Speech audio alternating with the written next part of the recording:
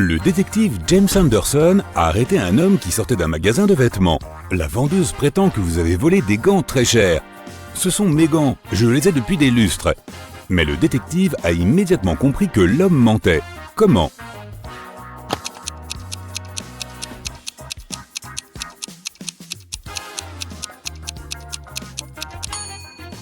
L'homme ne pouvait pas utiliser ses gants. Ils sont pour la même main. Un appel téléphonique a réveillé le détective Anderson tôt le matin. « Ma maison a été cambriolée !» a crié M. Harrison. Lorsque James est arrivé au domicile de l'homme, il a entendu l'histoire suivante. « Pendant que j'étais en voyage d'affaires, mon voisin Adam a surveillé ma maison. C'est alors qu'Adam a prêté l'oreille. Hier, j'ai entendu du bruit qui venait de la maison de M. Harrison. Je me suis approché de la fenêtre pour vérifier si tout allait bien. Il faisait très froid et la fenêtre était complètement gelée. J'ai soufflé sur la vitre pour la dégeler un peu et j'ai vu que tout était en ordre à l'intérieur. J'ai immédiatement appelé M. Harrison.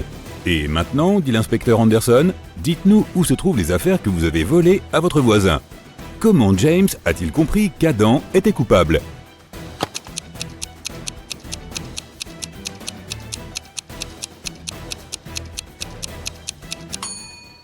Les fenêtres gèlent de l'intérieur, pas de l'extérieur. La femme d'un homme riche a disparu de l'hôtel où elle séjournait. Le détective Anderson a dû prévenir et interroger son mari. Il a trouvé l'homme sur son île privée. « Je suis ici depuis 2 mois. J'ai demandé à ma famille et à mon personnel de ne pas venir me distraire. Je suis en train d'écrire un livre. Et ces dernières semaines, j'ai travaillé depuis tôt le matin jusqu'à tard le soir. Je n'ai même pas quitté cette maison. » Anderson a immédiatement compris que l'homme mentait. Comment ?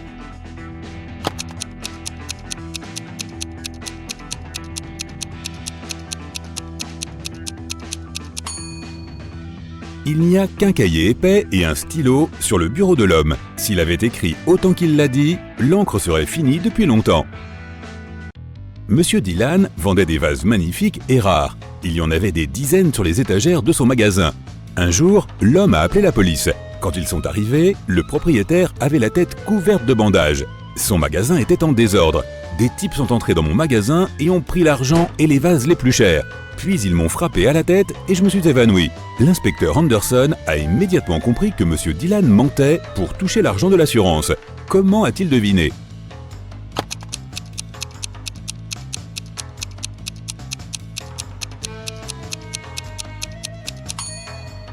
Même si la plupart des vases sont par terre, ils ne sont même pas fendus. En revanche, si les vases étaient tombés des étagères pendant le vol, ils auraient été cassés.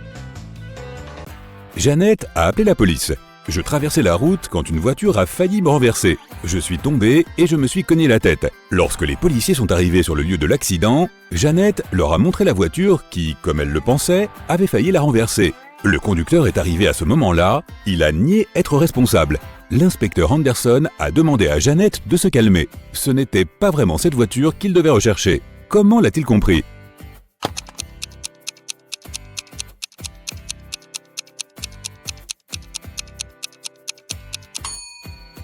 Il pleuvait quand Jeannette a traversé la route, mais il y a une zone sèche sous la voiture de l'homme. Cela signifie qu'il était là depuis longtemps et qu'il n'a pas pu heurter Jeannette. Regarde ces 2 blogueuses. Comme tu le vois, elles semblent toutes 2 très populaires. Elles ont aussi le même nombre de j'aime. Mais il y a quelque chose qui cloche chez l'une d'entre elles. Elle doit cacher quelque chose. Qu'est-ce que c'est ?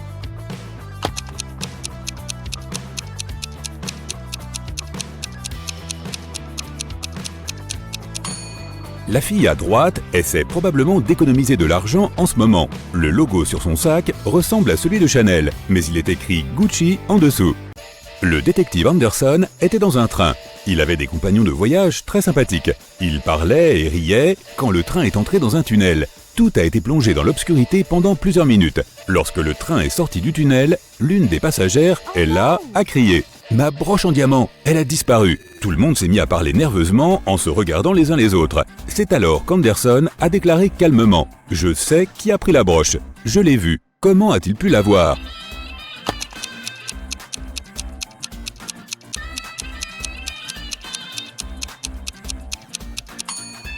Un des voyageurs avait une montre avec des aiguilles lumineuses. Et quand ce gars a bougé sa main pour prendre la broche, James l'a vu. Il faisait une chaleur étouffante quand Larry a fait un pari avec ses amis. Il leur a dit que l'eau fournie par différentes entreprises avait aussi un goût différent. À ce moment-là, ils étaient en train de se rafraîchir dans le jardin d'un des amis de Larry en buvant de l'eau et de la limonade. Vous pouvez me bander les yeux, je vais prendre une gorgée de 2 bouteilles d'eau, celle que nous avons sur la table et celle que tu apporteras de la cuisine. J'ai vu que c'était un autre fabricant. Je parie que je serais capable de faire la différence. Et c'est exactement ce qu'il a fait. Ses amis étaient prêts à donner à Larry l'argent qu'il avait gagné, mais le détective Anderson, ouais, il était là aussi, est intervenu. « Tu as triché », a-t-il dit. Pourquoi a-t-il pensé cela ?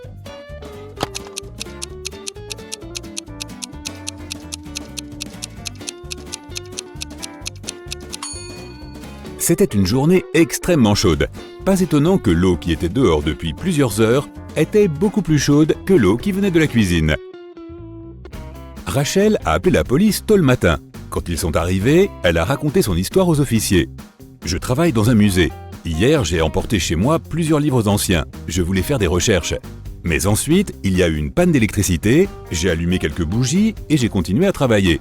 Soudain, j'ai entendu sonner à la porte. Quand j'ai ouvert la porte, quelqu'un portant un masque noir m'a frappé à la tête. Quand j'ai repris mes esprits, les livres avaient disparu.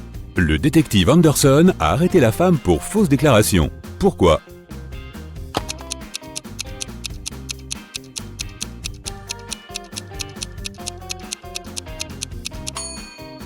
S'il y avait eu une coupure de courant, la sonnette n'aurait pas fonctionné. L'inspecteur Anderson marchait le long de la rivière quand il a entendu quelqu'un crier. C'était une jeune femme et elle était en train de se noyer. James a immédiatement laissé ses chaussures et son sac à dos sur le sol et a plongé dans l'eau. Heureusement, il est arrivé à temps. Alors que James sortait la femme de la rivière, il a vu un passant à côté de ses affaires. « Malheureusement, je ne sais pas nager, mais j'ai pris soin de vos affaires », a dit l'homme. « Alors, pourquoi as-tu fouillé dans mon sac à dos » a demandé James. Comment a-t-il compris que quelqu'un avait ouvert son sac à dos ?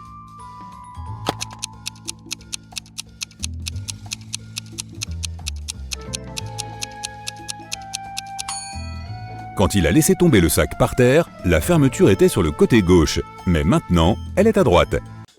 Le détective Anderson a découvert qu'un contrebandier allait quitter le pays en passant par le plus grand aéroport de la ville. Il y est arrivé avant et a arrêté 3 suspects. Regarde-les et essaie de découvrir lequel c'est.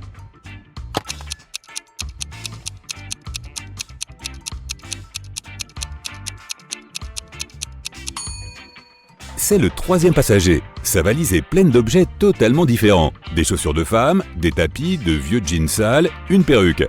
De plus, lorsqu'elle est fermée, la valise semble beaucoup plus grande que lorsqu'elle est ouverte. Luna a trouvé sa cousine, Mia, empoisonnée dans sa chambre et a appelé la police. L'inspecteur Callum a demandé à Luna ce qui s'était passé. Elle a répondu qu'elle passait devant la maison de Mia quand elle a vu que la lumière de sa chambre était allumée. Elle s'est approchée de la fenêtre pour voir si Mia était là et elle l'a vue par terre. Elle avait une clé, alors elle est entrée dans la maison et a appelé la police. Elle n'a rien touché pour qu'ils puissent enquêter sur ce qui s'était passé. Le détective Callum a arrêté Luna. Pourquoi ?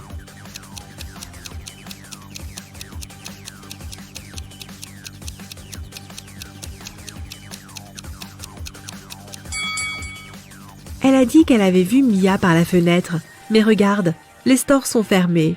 Si Luna n'avait rien touché, elle n'aurait pas pu voir ce qui se passait dans la pièce. Elle doit mentir à propos de quelque chose. Alors que Virginia Dell, une riche dame, était en voyage d'affaires de 3 mois à l'étranger, son manoir a été cambriolé. La sécurité a été prévenue et le détective Callum a commencé l'enquête. 3 personnes ont été filmées sur la caméra de sécurité et il a commencé à les interroger. Charlotte, la cousine de Madame Dell, a dit qu'elle était venue plusieurs fois pour récupérer le courrier. Camilla, la femme de ménage, a dit qu'elle était venue 3 jours auparavant pour nettoyer la maison. Ismaël, le jardinier, a dit qu'il était venu tous les mercredis pour s'occuper du jardin. Tous ont nié avoir volé quoi que ce soit. Le détective Callum a arrêté l'un d'entre eux. Qui ?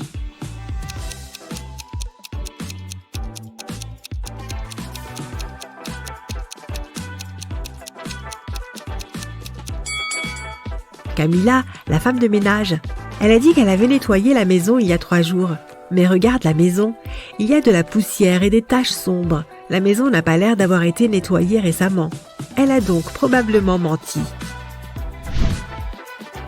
Abigail est restée tard au bureau car elle avait beaucoup de travail à faire. Elle a quitté la pièce pour aller chercher des snacks et un café. Une demi-heure plus tard, elle est revenue et a découvert que quelqu'un avait volé son portefeuille. Elle a donc appelé la police. Le détective Callum a interrogé 3 personnes qui étaient encore dans le bureau. Noël, l'homme de ménage, a déclaré qu'il était en train de nettoyer un autre étage et qu'il n'avait pas encore mis les pieds dans le bureau d'Abigail ce jour-là. Sonia, la comptable, a dit qu'elle avait parlé au téléphone avec sa mère. Sean, un directeur régional, a dit qu'il était dans son bureau submergé de travail. Qui a volé le portefeuille ?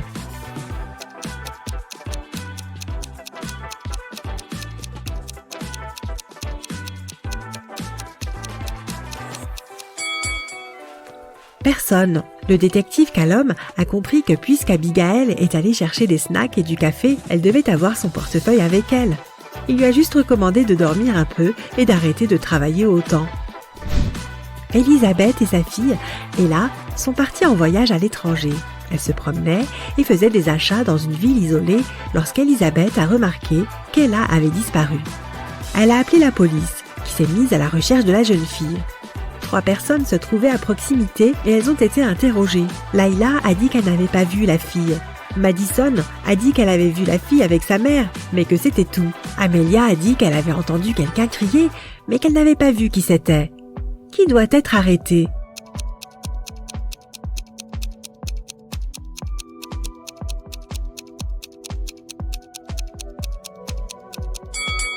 Layla. Regarde, elle porte le sac d'Ella. Gideon a une petite amie, une sœur et 2 cousines. Trouve qui est la sœur de Gideon si les cousins disent la vérité et que la sœur et la petite amie mentent. Chloé. Est sa petite amie. Ruby. Chloé ment. Skylar. Ruby ment. Lily. Skylar n'est pas sa sœur.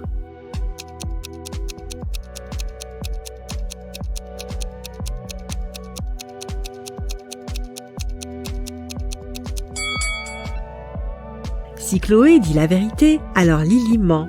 Alors Skylar est sa sœur, et elle ment aussi. Donc Ruby doit dire la vérité, ce qui contredit le fait que Chloé dise la vérité. Donc Chloé ment, c'est sûr. Alors Ruby dit la vérité et Skylar ment.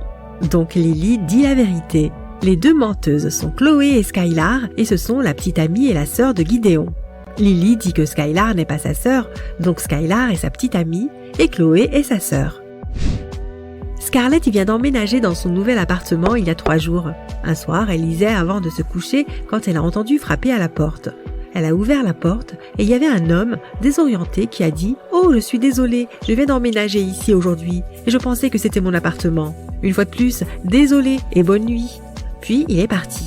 Scarlett n'a pas cru que c'était juste une erreur et a dénoncé l'homme à la police. Pourquoi ?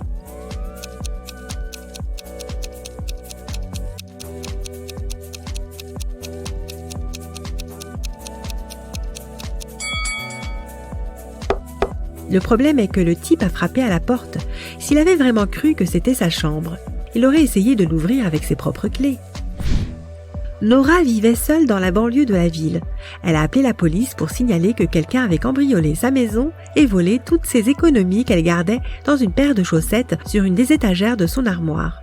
L'inspecteur Callum est arrivé avec la police, a jeté un coup d'œil à la pièce et a classé l'affaire, estimant que la dame mentait. Pourquoi a-t-il pensé cela ?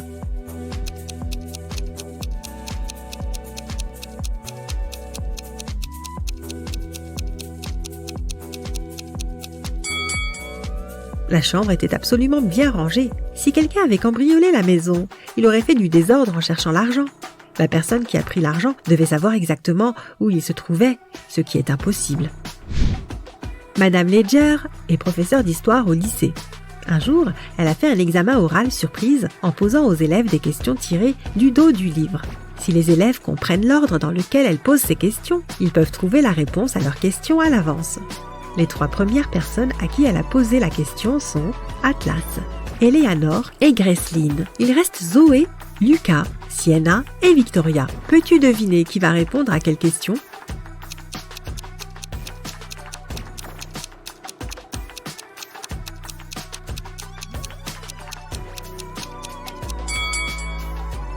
Madame Ledger demande aux élèves par ordre alphabétique. Donc le prochain est Duca, puis Sienna, puis Victoria et Zoé. Un nouveau jour, un nouvel examen.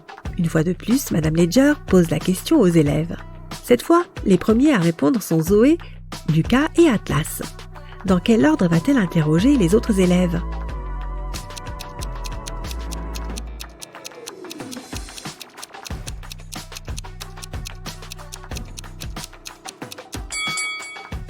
Cette fois, elle a commencé par les personnes ayant les noms les plus courts. Il y a 3 lettres dans Zoé, 4 dans Lucas et 5. Erika travaille au service de sécurité des chemins de fer. Ce matin, elle a reçu une alerte d'urgence. Une personne munie de faux papiers essaye de s'enfuir du Canada en train. Erika et ses collègues trouvent 3 suspects qui se ressemblent. Peux-tu identifier le criminel en regardant simplement son passeport ?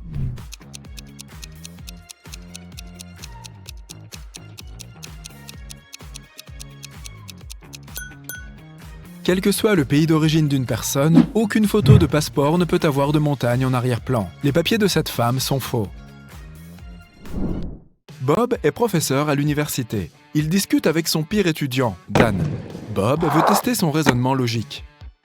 Il lui dit « Si tu dis un mensonge, je te renvoie de l'université. Et si tu dis la vérité, je t'expulserai quand même. Que doit dire l'étudiant pour rester à l'université ?»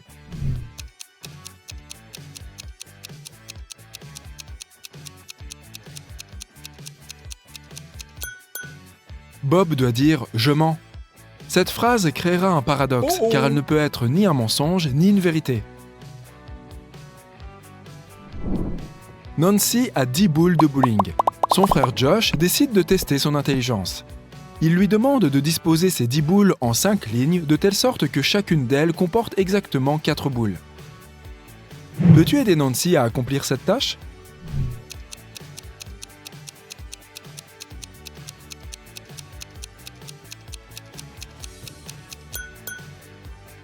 Elle doit dessiner une étoile à 5 branches et placer les 10 boules dans les coins et aux points d'intersection. Ça donnera 5 lignes avec 4 boules dans chaque rangée. Alex est berger.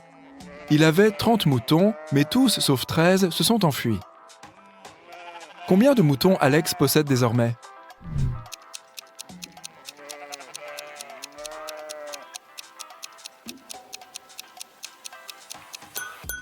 Il a 13 moutons. La phrase « tous sauf 13 » précise que 13 moutons ne se sont pas échappés. Regarde ces 3 prisonniers. Le premier essaye d'écarter les barreaux de sa cellule. Le deuxième lève des haltères. Le troisième lit un livre allongé sur son lit. Peux-tu dire lequel prépare vraiment une évasion ?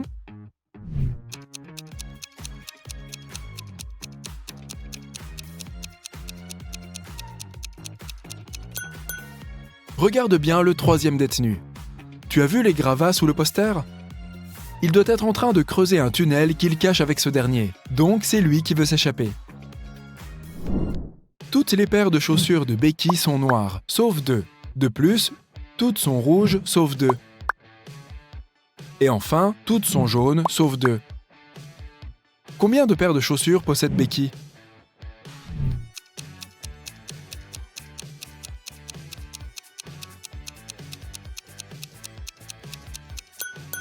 Juste 3, une de chaque couleur.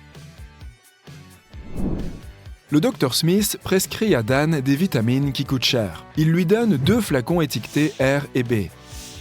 Les comprimés sont identiques. Le docteur lui demande de prendre chaque jour un comprimé R et un comprimé B. Ni plus ni moins. Un matin, Dan sort ses comprimés. Il en sort un du flacon R et puis, par erreur, il en sort 2 du flacon B. Il n'a alors aucune idée de quel comprimé est en trop, et il ne peut pas simplement les jeter car ils coûtent trop cher. Que ferais-tu ?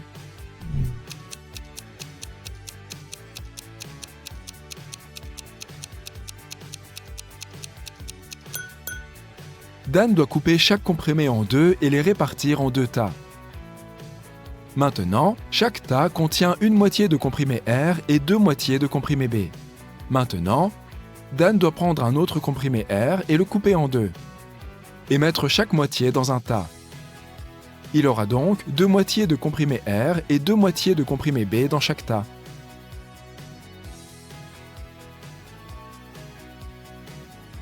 Dan pourra alors prendre un tas aujourd'hui et l'autre le lendemain.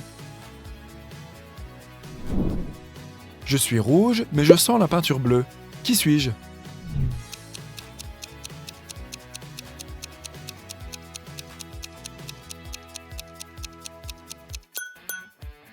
De la peinture rouge. La mère de Timmy a 3 fils. Elle a appelé son premier fils Avril et le deuxième Mai. Peux-tu deviner le prénom du troisième?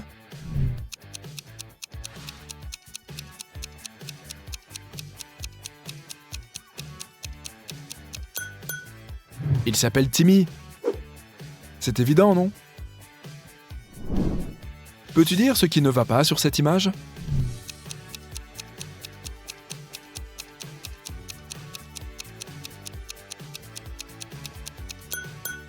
Les reflets dans les miroirs ne correspondent pas à la réalité. Et sur cette image, qu'y a-t-il de bizarre?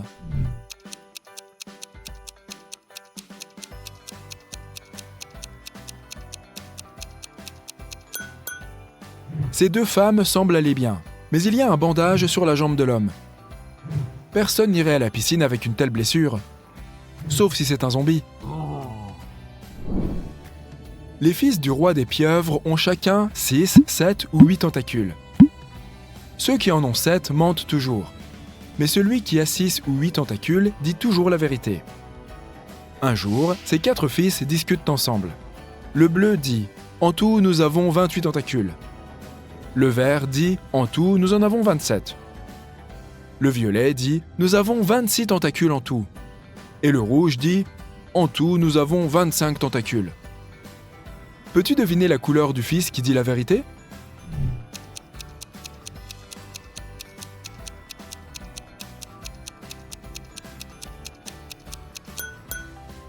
C'est le fils vert qui dit la vérité. Pour le prouver, supposons d'abord que l'un d'entre eux dise la vérité. De toute évidence, les 3 autres mentent, car aucun n'est d'accord. Supposons que le fils bleu dise la vérité. Dans ce cas, il aurait 6 ou 8 tentacules. Et si les autres mentent, ça signifierait qu'ils ont chacun 7 tentacules. Dans ce cas, le nombre total de tentacules serait 6 plus 7 plus 7 plus 7, soit 27, ou 8 plus 7 plus 7 plus 7, donc 29. Mais le fils bleu dit qu'ils ont 28 tentacules en tout. Par conséquent, il ment. Si on suit la même logique avec les 3 autres fils, on découvrira que seul le vert dit la vérité. J'ai un œil, mais je ne peux pas voir. Je suis plus rapide que n'importe quel être vivant alors que je n'ai aucun membre. Qui suis-je?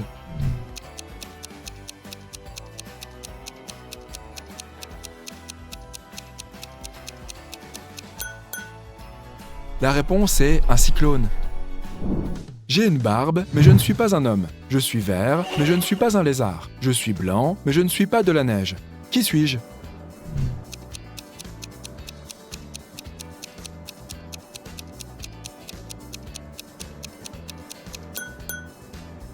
La réponse est un poireau. Un méchant sorcier a emprisonné Billy dans sa tour. Billy s'est libéré, mais il doit choisir entre 3 portes qui mènent à l'extérieur de la tour. Il y a un gaz toxique derrière la première porte, plein de scorpions et de serpents venimeux derrière la deuxième, et un groupe de lions qui n'a pas mangé depuis 3 ans derrière la troisième. Quelle porte devrait-il choisir?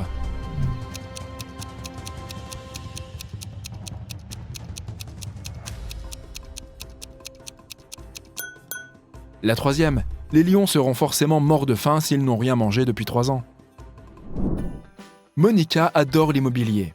Elle avait l'habitude de dépenser 300 000 $ par maison et d'en acheter dans le monde entier. Un jour, elle a réalisé qu'elle en avait trop. Alors, elle a commencé à les vendre, chacune 30 000 $, et aujourd'hui, elle est millionnaire. Comment est-ce possible alors qu'elle a visiblement perdu de l'argent?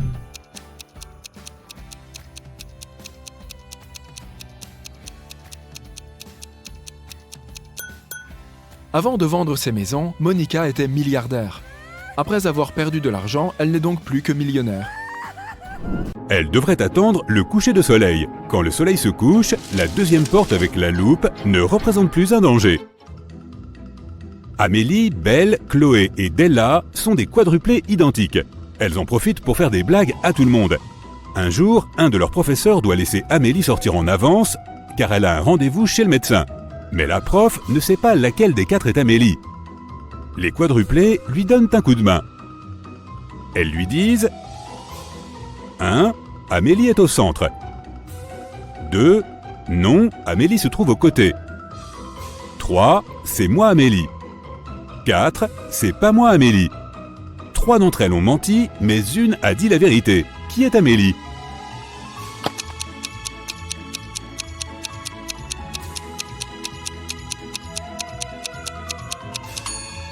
Si Amélie était la première des filles, 2 d'entre elles auraient dit la vérité, la numéro 2 et la numéro 4. Si Amélie était la deuxième d'entre elles, la numéro 1 et la numéro 4 auraient dit la vérité. Si Amélie était la numéro 3, la numéro 1 et la numéro 3 auraient dit la vérité. Mais si Amélie était la numéro 4, il n'y aurait que l'affirmation de la numéro 2 de vrai. Amélie est donc la numéro 4. Emma s'est perdue en se promenant dans la forêt. Elle tombe sur la maison d'une sorcière, caresse son chat noir et demande à la sorcière de la renvoyer chez elle. La sorcière a envie de faire un jeu. Si Emma gagne, elle la renvoie chez elle. Si elle perd, elle devra rester chez la sorcière pour toujours. On commence par dire un nombre compris entre 1 et 10. La suivante doit y ajouter un nombre entre 1 et 10. La première qui arrive à 50 a gagné. Tu peux commencer. Comment Emma peut-elle gagner ?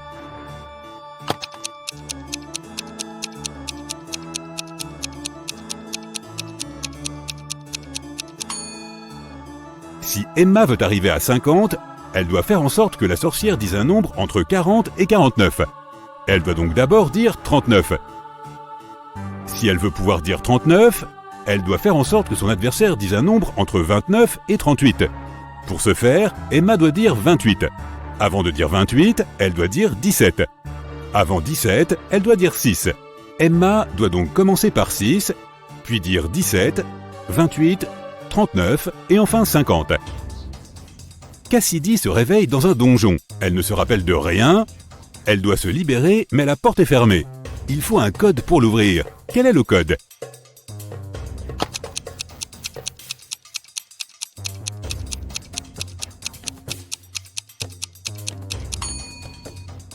Chaque suite de 4 chiffres commence par le dernier chiffre de la suite précédente. La dernière partie du code est donc 4, 7, 2, 8. Madame Davis est une vieille dame qui raconte sa vie. Après avoir vécu un quart de ma vie, j'ai eu ma première voiture. Je me suis marié un 12e de ma vie plus tard. Un 6e de ma vie plus tard, j'ai fondé une entreprise. Un quart de ma vie plus tard, j'ai eu ma première petite fille. Elle vient d'avoir 18 ans. Quel âge a Madame Davis ?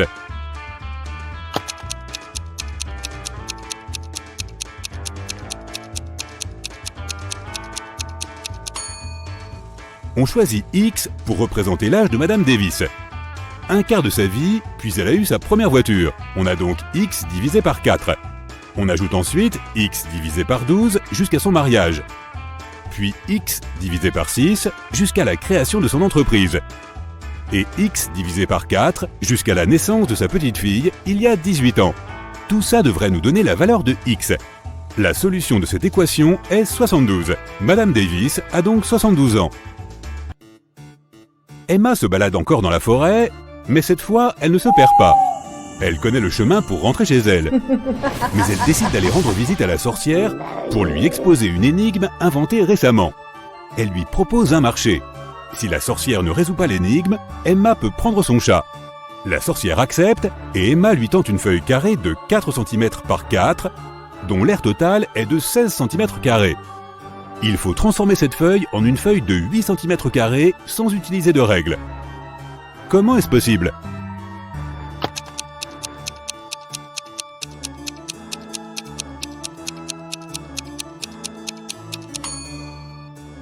La sorcière doit plier tous les angles du carré vers le milieu. Elle obtiendra ainsi un carré de la moitié de la taille du carré d'origine. On dirait que pour cette fois, la sorcière va pouvoir garder son chat. Il y a une boîte remplie de balles de couleurs différentes. 5 balles rouges, 8 balles bleues et 11 balles violettes. Pas facile pour Allison. Elle doit continuer à sortir des balles de la boîte avec les yeux bandés jusqu'à ce qu'elle soit sûre d'avoir au moins des balles de 2 couleurs différentes. Quel est le minimum de balles qu'elle doit sortir de la boîte?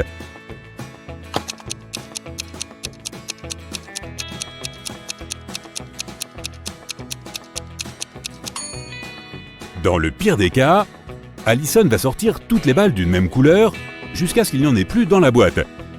Les balles les plus nombreuses sont les violettes, donc si elle sort une balle violette à chaque fois, ça lui fait 11 balles. Ce n'est qu'après ça qu'elle sera certaine de sortir une balle d'une autre couleur. Elle doit donc sortir 12 balles. Il y a eu un accident de voiture dans la banlieue et la police est arrivée pour enquêter sur l'affaire. Le conducteur est tombé dans une falaise à l'endroit où la route prenait un virage dangereux. La voiture a fait un tour et il a été expulsé de la voiture et est resté coincé à côté. Il avait son téléphone portable sur lui, il a donc pu passer un appel. Un policier a aidé le conducteur à sortir et lui a demandé de montrer ce qui se trouvait dans le coffre. Le conducteur l'a ouvert volontiers avec ses clés. Dans le coffre, il y avait sa valise, des instruments et une roue de secours. L'officier de police a dit que l'accident avait été organisé. Pourquoi ?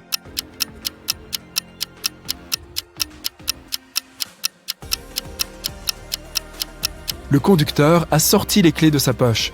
S'il s'agissait d'un vrai accident, les clés seraient restées dans la voiture. Madame Grayson a appelé la police et a dit qu'elle avait été volée. Le détective Callum est arrivé pour l'enquête. Voici ce qu'elle a dit. Il était presque minuit. J'étais dans ma chambre, à l'étage, en train de peindre. Soudain, le courant est parti. Il n'y avait ni lumière, ni électricité, et je ne voyais que le lampadaire à l'extérieur. Puis, le téléphone fixe a sonné. J'avais peur, et je n'ai pas décroché. Je suis resté à l'étage, et au bout de 10 minutes environ, la lumière est revenue. Je me suis endormi, et ce matin, j'ai découvert que quelqu'un avait volé la bague en diamant de ma grand-mère. Le détective Callum ne l'a pas cru. Pourquoi ?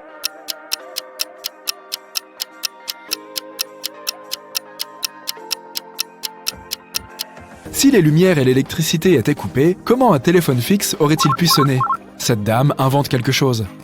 Gavin est allé faire des courses et a garé sa voiture devant le magasin. Bien sûr, il a oublié où il s'était garé et n'a pas pu retrouver sa voiture. Heureusement, il avait pris une photo de sa voiture garée et il l'a ouverte pour chercher le numéro du parking. Le problème est que le numéro de son parking est couvert et que le numéro des parkings à proximité n'a aucun sens. Peux-tu trouver le numéro du parking de Gavin et savoir où il doit chercher sa voiture ?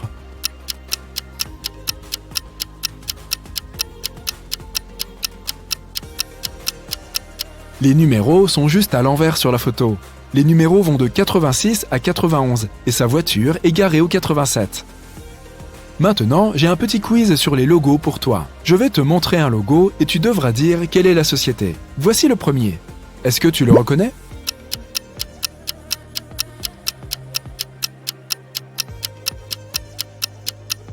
C'est Honda, une marque de voiture japonaise. Celui-là est super facile. C'est lequel ?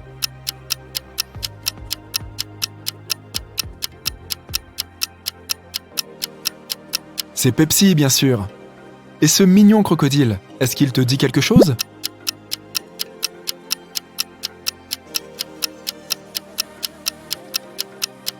Il s'agit de Lacoste, une marque de vêtements française. Un autre facile, je parie que tu l'as sur ton téléphone.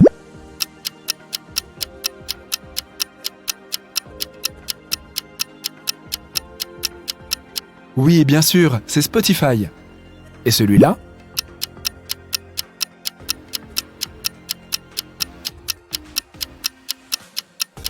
Oui, c'est Nike. Celui-ci est une marque très chic. À quoi penses-tu ?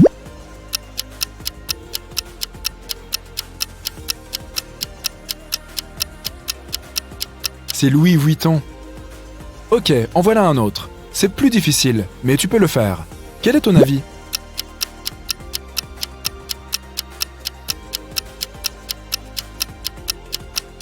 C'est Reebok, une entreprise américaine de chaussures.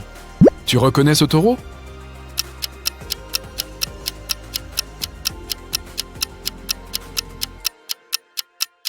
C'est le logo de Lamborghini.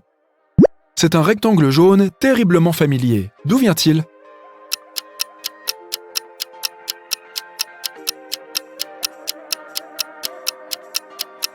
c'est le logo du National Geographic.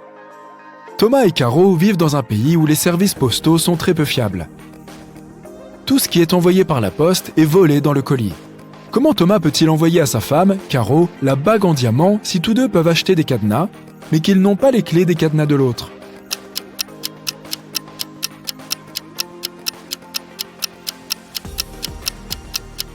Thomas peut fermer la boîte avec la bague et l'envoyer à Caro. Lorsqu'elle recevra la boîte, elle devra la fermer avec son cadenas et la lui renvoyer. Lorsqu'il la recevra, il pourra ouvrir son cadenas et l'envoyer, et renvoyer la boîte à Caro avec son cadenas uniquement. Ainsi, elle pourra l'ouvrir lorsqu'elle la recevra à nouveau. Il y a une boîte remplie de balles de différentes couleurs. 5 rouges, 8 bleus et 11 violettes. Ninja doit choisir des balles avec les yeux bandés jusqu'à ce qu'il soit sûr d'avoir au moins 2 balles de la même couleur. Quel est le nombre minimum de boules que Ninja doit prendre pour en être sûr?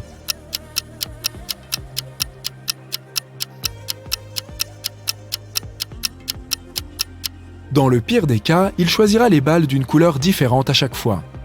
Il y a 3 couleurs, donc s'il en choisit 3, elles peuvent être toutes différentes. Mais s'il en choisit 4, alors la balle supplémentaire correspondra à coup sûr à l'une des couleurs existantes. Donc, Ninja devrait en prendre 4. Comme tous les matins, Daphné se rend dans son café préféré pour prendre son petit déjeuner. Elle quitte le café après avoir payé.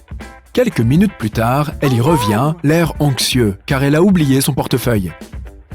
Étrangement, il est introuvable. Elle appelle la police pour signaler l'incident. Personne n'a quitté l'endroit. Donc, le voleur est toujours là. L'officier commence à interroger tout le monde. Jenny, la caissière, explique que Daphné est une cliente régulière et qu'elle la connaît depuis longtemps. Elle n'aurait donc jamais volé son portefeuille, et elle ne l'a pas vu après que Daphné ait payé. André est un touriste qui visite la ville pour la première fois. Il dit qu'il est venu dans ce café parce qu'il voulait goûter leur célèbre muffin. Il affirme qu'il n'a pas vu le portefeuille. Il était occupé à essayer de choisir le muffin qu'il devait prendre à ce moment-là.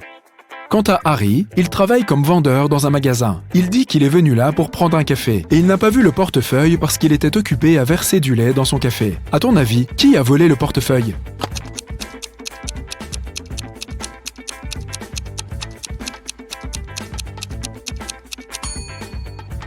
C'est Harry, le vendeur du magasin, ou plutôt Harold. Tu vois son badge? Il a menti sur son nom quand il a commandé sa boisson.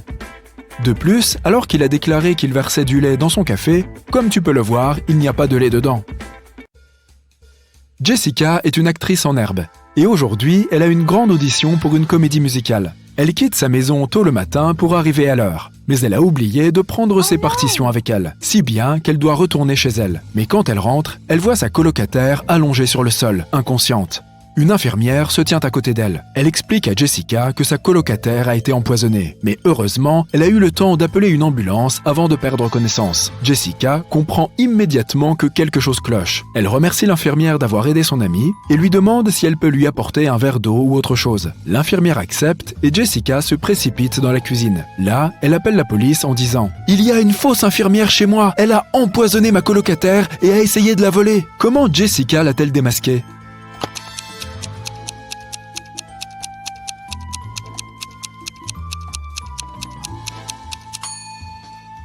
Quand elle est arrivée chez elle, il n'y avait pas d'ambulance dans l'allée ni dans la rue. Or, les ambulanciers ont forcément un véhicule spécialisé. Et tu as peut-être aussi remarqué que le sac que tenait l'infirmière était légèrement ouvert et que les bijoux de la colocataire de Jessica en dépassaient. Anne et Catherine sont toutes deux des influenceuses. Jette un coup d'œil aux dernières photos qu'elles ont postées. À ton avis, laquelle des deux est la plus riche ?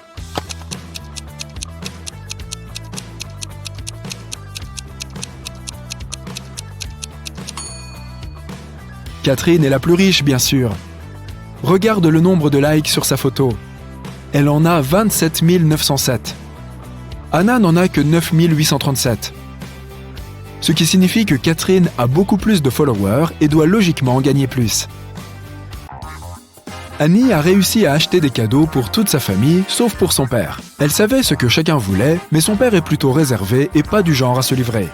Il n'est pas non plus très doué avec la technologie et n'achète jamais rien en ligne. Il est donc inutile de fouiller dans l'ordinateur de son père et de vérifier les articles enregistrés dans son panier. Toutefois, il aime faire des listes dans son petit carnet. Et Annie est sûre qu'elle peut y trouver une liste de souhaits. Un jour, elle se faufile donc dans le bureau de son père pour chercher le carnet, qui reste introuvable. Mais son bureau a un tiroir fermé à clé. Elle cherche la clé dans toute la pièce, mais ne la trouve nulle part. C'est alors que 2 post-it collés sur 2 livres différents à l'intérieur de la bibliothèque attirent son attention. Le premier est collé sur un livre de psychologie et il est écrit P5487E dessus. Le deuxième est collé à un roman policier et indique P21320E. Annie comprend immédiatement ce que les messages signifient. Peux-tu deviner ce qu'elle doit faire ?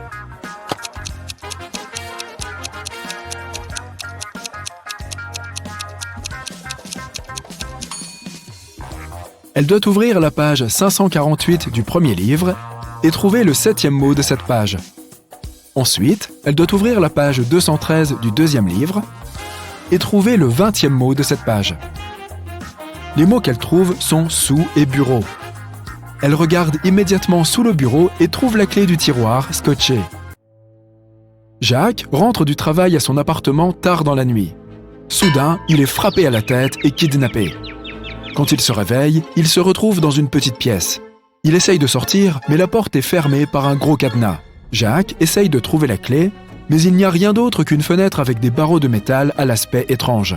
Soudain, il remarque quelque chose. Cela l'aide à trouver la clé. Le vois-tu aussi ?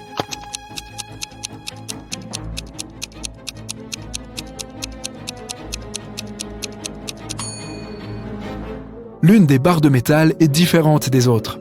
C'est certainement la clé. Gisèle campe dans la forêt lors d'une nuit de pleine lune. Après minuit, alors qu'elle fait griller des chamallows sur le feu, elle entend un hurlement. Il y a un loup-garou dans la forêt, et il a réussi à trouver la tente de Gisèle car il a senti sa nourriture. Heureusement, Gisèle n'est plus dans sa tente lorsque le loup-garou arrive, car elle s'est déjà enfuie. Cachée derrière un arbre, elle regarde la créature manger ses chamallows et réduire sa tente en charpie. Lorsque le loup-garou repart avant le lever du soleil, la jeune femme retourne à sa tente, mais tout est en désordre. Il n'y a plus de nourriture ni d'eau. Son téléphone portable n'a plus de batterie, si bien qu'elle ne peut appeler personne. Elle commence à errer dans la forêt et, bientôt, elle tombe sur la maison d'une sorcière. Lorsqu'elle entre, elle tombe sur la sorcière ainsi qu'une autre femme. Gisèle demande à la sorcière si elle peut la renvoyer chez elle. La sorcière accepte de l'aider à une condition. Elle ne renverra Gisèle chez elle que si elle devine le nom de sa sœur. Sinon, elle la transformera en grenouille. Gisèle trouve la réponse. Mais comment ?